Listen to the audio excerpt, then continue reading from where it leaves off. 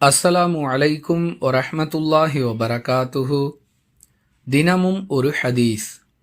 நான் ரசூலுல்லாஹி ஸல்லல்லாஹு அலைஹி வஸல்லம் அவர்களுக்கு முன்பாக உறங்கிக் கொண்டிருப்பேன். எனது கால்கள் அவர்களுடைய முகத்திற்கு நேராக இருக்கும். அவர்கள் சஜிதா செய்யும் பொழுது தமது விரலால் எனது காலில் குத்துவார்கள். உடனே நான் கால்களை மடக்கிக் கொள்வேன். அவர்கள் சஜிதாவிலிருந்து எழுந்த பிறகு நான் எனது கால்களை நீட்டிக் கொள்வேன் என ஆயிஷா ரதியல்லாஹு அன்ஹா அவர்கள் அறிவிக்கிறார்கள். நூல் புகாரி, ஹதீஸ் எண் 513. அன்பிற்குரிய அல்லாஹுவின் நல்லடியார்களே, இந்த ஹதீஸ் 3 வகையான பாடங்களை நமக்கு சொல்லுகிறது. முதலாவதாக, ஒருவர் தொழுது கொண்டிருக்கும் பொழுது மற்றவர் அவருக்கு முன்பாக படுத்து கொண்டிருப்பது பாவம் என்பது போன்ற நம்பிக்கை முஸ்லிம்களிடையே பரவி கிடக்கிறது.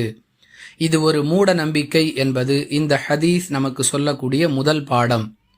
ஒலுவுடன் இருக்கக்கூடிய ஒரு ஆண் ஒரு பெண்ணை தொட்டால், அல்லது ஒலுவுடன் இருக்கக்கூடிய ஒரு பெண் ஒரு ஆணை தொட்டால் ஒலு முறிந்துவிடும் என்ற நம்பிக்கை முஸ்லிம்களுக்கு மத்தியில் இருக்கிறது.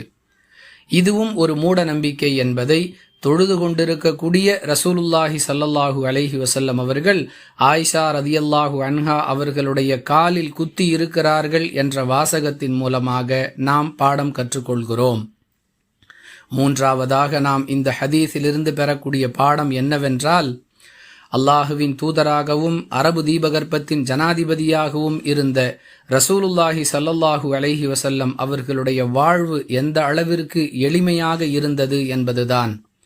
ஒருவர் தொழுது கொண்டிருக்கும் பொழுது மற்றவர் படுத்து கொண்டிருந்தால், படுத்து கொண்டிருப்பவர் கால்களை மடக்கினால்தான் தொழுது கொண்டிருப்பவரால் சஜிதா செய்யவே முடியும் என்ற அளவிற்கு அவர்களுடைய வீடு மிகச் சிறியதாக இருந்தது என்பதை இந்த ஹதீஸ் நமக்கு பாடமாக சொல்லுகிறது.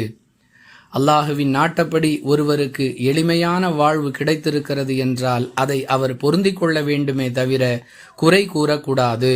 அல்லாஹுவின் அருளால் விசாலமான வாழ்வு கிடைத்தால் அதை அனுபவிப்பதில் இஸ்லாத்தின் பார்வையில் எந்த குற்றமும் இல்லை. அதே நேரத்தில் எளிமையான வாழ்வு கிடைத்து விட்டதே என்பதற்காக அழுது புலம்பி அங்கலாய்ப்பது நல்லதல்ல. ஏனெனில் அல்லாஹுவின் தூதர் அவர்களே இப்படிப்பட்ட ஒரு வாழ்வைத்தான் தேர்ந்தெடுத்து கொண்டிருக்கிறார்கள் என்பது இந்த ஹதீஸ் நமக்கு சொல்லக்கூடிய 3வது பாடம். புரிந்து நடந்து கொள்வோம். வாஹிரு தஅவானா அனில் ஹம்துலில்லாஹி ரப்பில் ஆலமீன். அஸ்ஸலாமு அலைக்கும் வரஹ்மத்துல்லாஹி வபரகாத்துஹு.